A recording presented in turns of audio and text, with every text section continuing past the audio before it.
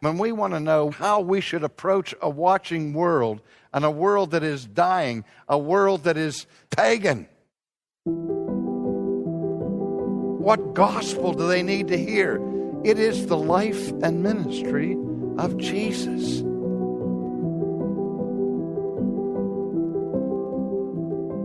Now, we hear people all the time say, I'm committed to the gospel, to preaching the gospel, to sharing the gospel.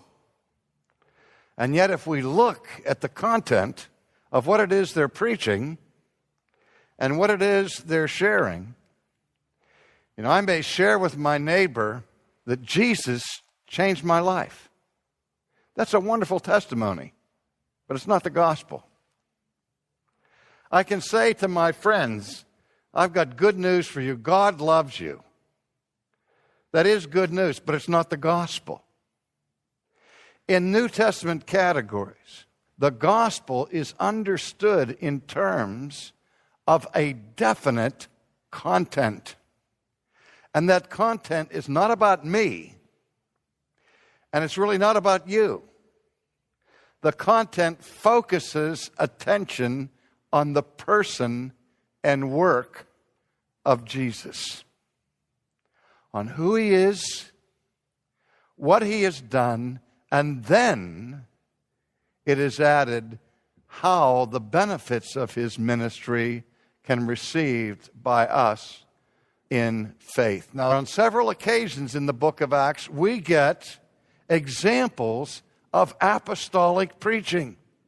We get examples of what the scholars call the kerygma, which is just a fancy word for the proclamation of the early church. And when we want to know how we should approach a watching world, and a world that is dying, a world that is pagan, what gospel do they need to hear?